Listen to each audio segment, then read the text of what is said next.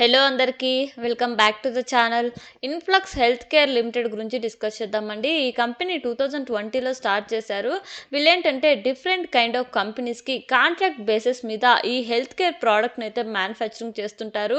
For example ఏదైనా ఒక brand ఈ మల్టీవిటమిన్ గమ్మీ ఆర్ ట్యాబ్లెట్ని లాంచ్ చేయాలనుకుంటే వాటికి కావాల్సిన ఫార్ములా, శాంపుల్స్ అండ్ టెస్టింగ్తో సహా అండ్ మ్యానుఫ్యాక్చరింగ్ కూడా వీళ్ళే హ్యాండిల్ చేస్తూ అండ్ ఫైనల్ ప్రోడక్ట్ తర్వాత దానికి కావాల్సిన అప్రూవల్తో సహా ఎండ్ టు ఎండ్ సర్వీసెస్ అయితే ప్రొవైడ్ చేస్తారండి. అండ్ మ్యానుఫ్యాక్చరింగ్ యూనిట్స్ వచ్చేసి వీళ్ళకి 3 ఉన్నాయి, విచ్ ఇస్ ఇన్ థానే మహారాష్ట్రలో. ఒకటి వచ్చేసి 9600 square feet, 13,000 square feet, 14,000 square feets లో ఉన్నట్టు చెప్తున్నారు. అండ్ ఈ కంపెనీ ఒక ప్రోడక్ట్ వచ్చేసి న్యూట్రోసిటికల్స్ అండ్ ఫార్మా ప్రోడక్ట్ అండి. For example tablets, capsules, powders and దీంతో పాటు కాస్మెటిక్ అండ్ పర్సనల్ కేర్ సంబంధించిన face mask, skin care, hair care product, other products like ayurvedic, home care product, ఇలా డిఫరెంట్ కైండ్ ఆఫ్ ప్రోడక్ట్ ని development నుంచి manufacturing and approval దాకా end to end services ని provide చేస్తున్నారు. And కంపెనీలో ఇప్పటిదాకా 163 permanent employees ఉన్నట్టు చెప్తున్నారండి. And coming to the financial data అండి, వీళ్ళ రెవెన్యూ మీరు చూసినట్లయితే 5% గ్రోత్ అయితే కనపడుతుంది ఇయర్ ఆన్ ఇయర్లో, విచ్ ఈస్ 100 crores నుంచి 104 crores. And profit after tax చూసినట్లయితే 19% గ్రోత్ అయితే కనపడుతుంది ఇయర్ ఆన్ ఇయర్లో, విచ్ ఈస్ 11 crores నుంచి 13 crores పైగా. అండ్ అసెట్స్ కూడా సిగ్నిఫికెంట్గా ఇంక్రీజ్ అయితే వచ్చాయండి, 41 crores నుంచి 70 crores పైగా. అండ్ నెట్వర్త్ కూడా అంతే, విచ్ ఈస్ 22 crores నుంచి 36 crores పైగా అయితే గ్రోత్ కనపడుతుంది. అండ్ డెప్ట్ లెవెల్స్ కూడా చాలా మినిమల్ ఉన్నాయి, విచ్ ఈస్ డెప్ట్ టు ఈక్విటీ రేషియో మీరు చూసినట్లయితే 0.01. సో డెప్ట్ లెవెల్స్ కూడా చాలా తక్కువ ఉన్నాయి, which is very positive point. And profitability పరంగా చూసుకున్నట్లయితే return on capital and return on equity పరంగా ఎఫిషియెంట్ వేలో వీళ్ళ క్యాపిటల్ని యూజ్ చేస్తూ మార్జిన్స్ పరంగా, రిటర్న్స్ పరంగా స్ట్రాంగ్గా ఉన్నారండి. అండ్ 2024-25 ఫినాన్షియల్ ఇయర్లో రెవెన్యూ ఇంక్రీజ్ అవ్వడానికి గల కారణం ఏం చెప్తున్నారంటే ఈ న్యూట్రోసిటికల్ డివిజన్ ఏదైతే ఉందో ఇక్కడ సిగ్నిఫికెంట్ గ్రోత్ కనపడడం వల్ల మా రెవెన్యూ అయితే ఇంక్రీజ్ అయిందనేసి చెప్తున్నారు. అండ్ అంతేకాదు మ్యానుఫ్యాక్చరింగ్ ఫెసిలిటీ 93% కెపాసిటీ ఉన్నట్టు చెప్తున్నారు, ప్రొడక్షన్ కెపాసిటీ. సో ఈ ప్రొడక్షన్ కెపాసిటీ అనేది డబుల్ చేయాలని మేము ప్లాన్ చేస్తున్నాం. అది వచ్చేసి 10,000 kgs పర్ డే నుంచి 20,000 kgs పర్ డే దాకా తీసుకెళ్తాం 2026 ఫినాన్షియల్ ఇయర్ లోపు అనేసి చెప్తున్నారు. ఇంకొక పాయింట్ ఏంటంటే ఇక్కడ లాంగ్ టర్మ్ గ్రోత్ పరంగా న్యూ మ్యానుఫ్యాక్చరింగ్ యూనిట్ కూడా స్టార్ట్ చేస్తున్నారు.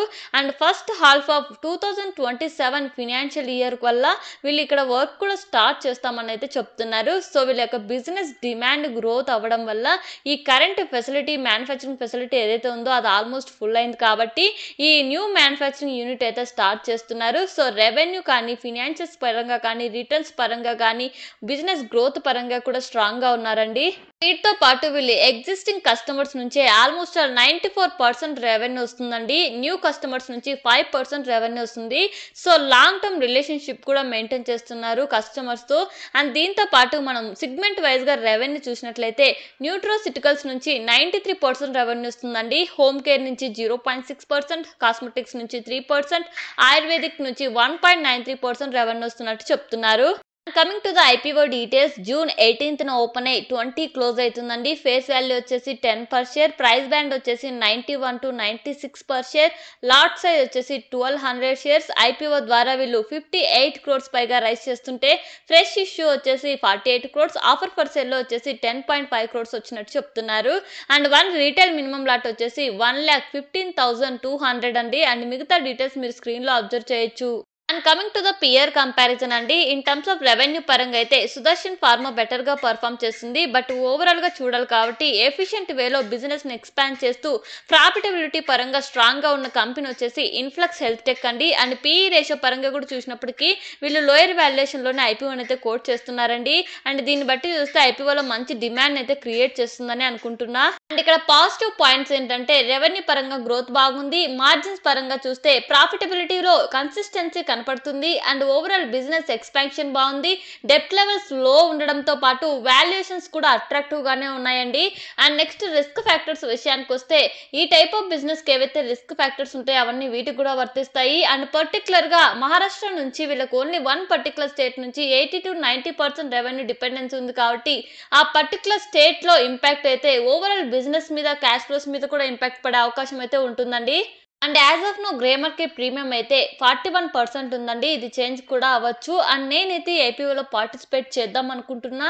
అండ్ ఒకవేళ మీరు చేయాలనుకుంటే మీ ఓన్ అనాలిసిస్ ఆర్ఎల్స్ మీ ఫినాన్షియల్ అడ్వైజర్తో కనెక్ట్ అయిన తర్వాతనే డిసిషన్ తీసుకోండి. అండ్ ఒకవేళ మీకు ఈ వీడియో ఇన్ఫర్మేటివ్గా అనిపిస్తే please like, share and subscribe. And thank you for watching.